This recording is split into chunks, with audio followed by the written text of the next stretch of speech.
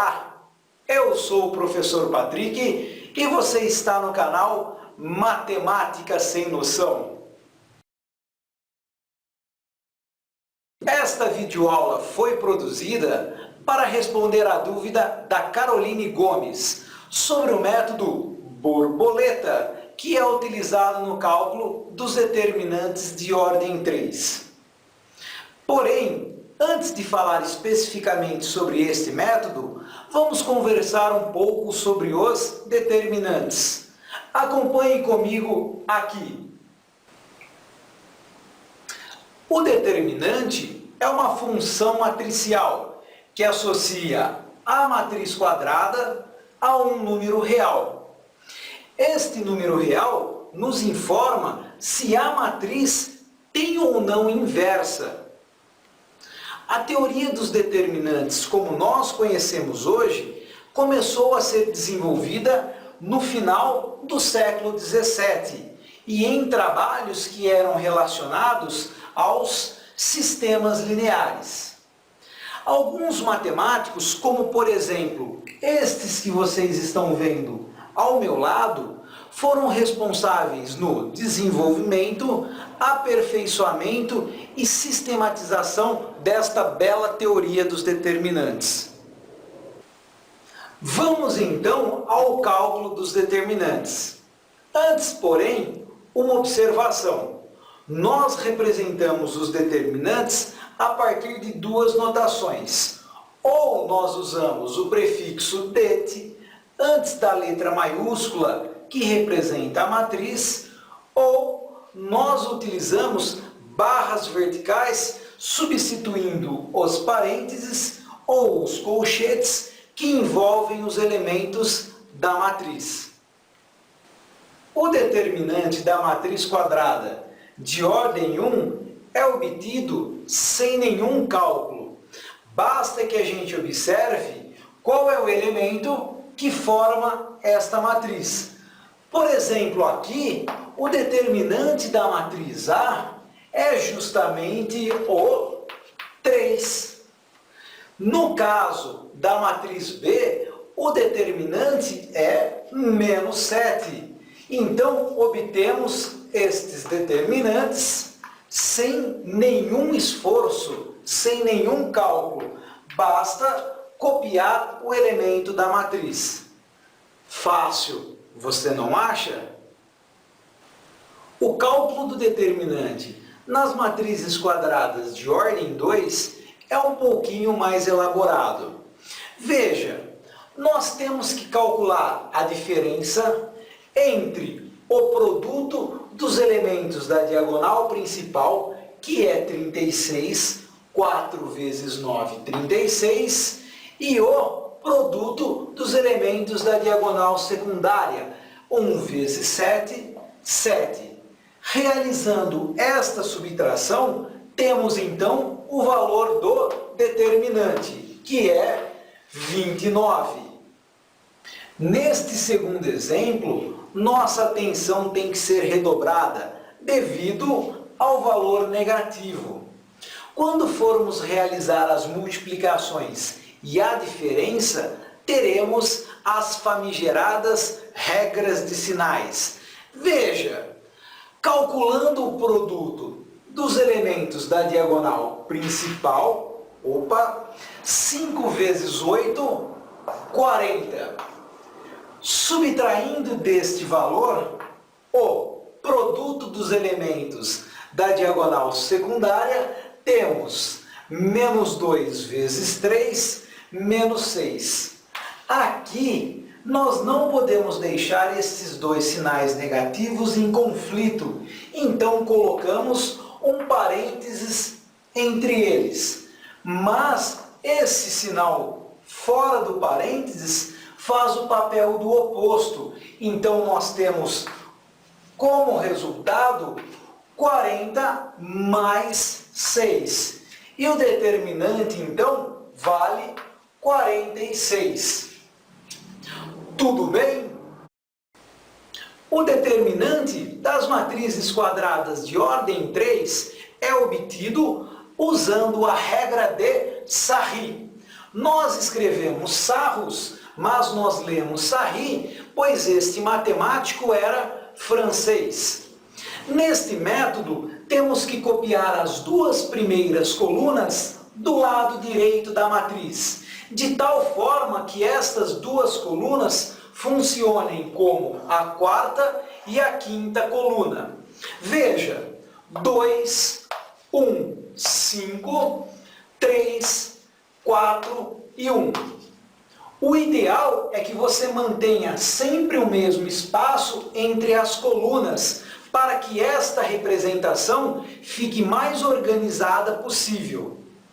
Agora, nós vamos fazer as multiplicações dos elementos da diagonal principal. Acompanhem comigo. 2 vezes 4, 8, vezes 7, 56. Vamos também multiplicar os elementos de duas filas paralelas a esta diagonal. Veja, 3 vezes 2, 6, vezes 5, 30. E, finalmente, 1 vezes 1 vezes 1, que tem como resultado o próprio 1. De forma análoga, nós vamos multiplicar os elementos da diagonal secundária. Porém, neste cálculo aqui, nós temos que mudar o sinal do resultado. Veja, 1 vezes 4, 4, vezes 5, 20. Por ser a diagonal secundária, nós temos que alterar o sinal. Então, temos menos 20. Para que a gente não se perca nesta mudança, eu vou fazer o seguinte. Vou colocar um sinal de menos no começo da flechinha. Veja, menos 2 vezes 2 vezes 1. O resultado é menos 4. E, finalmente, menos 3 vezes 1 vezes 7, menos 21. O determinante é o resultado de todos esses números reduzidos a um único valor. Temos, então, menos 20 com menos 4, menos 24. Com menos 21, menos 45. Juntando todos esses números e lembrando que os números positivos e os números, quando não tem sinal, são considerados positivos, temos 56 mais 30, 86, mais 1, 87. Aqui temos que fazer uma diferença e vai sobrar valores positivos. Então, temos 87 menos 45, resultado, então, 42. Vamos fazer mais um exemplo da regra de Sarri. Neste caso, a nossa atenção tem que ser redobrada, pois este exemplo envolve 3 números negativos. Vamos copiar, então, as duas primeiras colunas do lado direito da matriz. Menos 4, 0, menos 2. E também 1, 3 e 1. Realizando as multiplicações, nós não podemos esquecer das regras de sinal. Então, temos aqui menos 4 vezes 3, menos 12, vezes 7, menos 84. 1 multiplicado por menos 5 resulta menos 5. Vezes menos 2, temos mais 10. Lembra, na multiplicação de menos com menos, o resultado dá mais. É agora alegria. Quando nós vamos multiplicar e o zero é um dos fatores, o resultado é zero. Você não precisa nem se preocupar. Vamos para os elementos da diagonal secundária. Temos 2 vezes 3, 6, vezes menos 2, menos 12. Porém, aqui você tem que trocar o sinal do resultado. Então, nós vamos colocar o sinal de menos no começo da flechinha, para que a gente já realize esta mudança. Então, menos 2 vezes 3, menos 6, vezes menos 2, mais 12. Agora, menos vezes menos 4 resulta mais 4. Vezes menos 5 resulta menos 20. Vezes 1, menos 20. Finalmente, alegria. Temos 1 vezes 0 vezes 7, que o resultado dá então 0. Agora nós vamos fazer o seguinte. Para calcular o determinante, vamos agrupar os números positivos, 12 mais 10. Resultado, então, mais 22. Vamos juntar os números negativos, então nós temos menos 20 junto com menos 84, menos 104. Nós não precisamos pensar no zero porque ele é o elemento neutro, ele não muda a soma ou a subtração. Agora, para realizar esta última operação, nós temos que pensar que vai sobrar dívidas. Realizando a diferença, 104 menos 22, teremos então um valor negativo, que é 82. Menos 82 é o valor do determinante desta matriz quadrada de ordem 3. Tudo bem? Uma observação para o último exemplo que fizemos. Se você ficou confuso em saber se as multiplicações eram positivas ou negativas, apresento uma dica.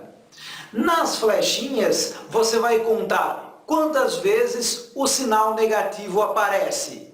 Se esta quantidade for ímpar, então o resultado da multiplicação é menos. Caso contrário, o resultado da multiplicação é positivo. Veja, na primeira flechinha, nós temos um sinal negativo. 1 é ímpar, então o resultado é menos. Na segunda flechinha, nós temos 2 sinais negativos, 2 é par, então o resultado é mais. Na terceira flechinha, alegria, nós não precisamos nos preocupar porque o resultado é 0. Na diagonal secundária, nós temos 2 sinais negativos. 2 é um número par, então o resultado fica positivo. E, finalmente, esta flechinha que causou, acredito, a maior dúvida. Nós temos 1, 2, 3 sinais negativos. E o resultado, então, da multiplicação é menos. Na última flechinha também nós não precisamos nos preocupar, porque é 0. E então, depois de você decidir se o sinal é positivo ou negativo, você pode fazer as multiplicações. E então, gostou?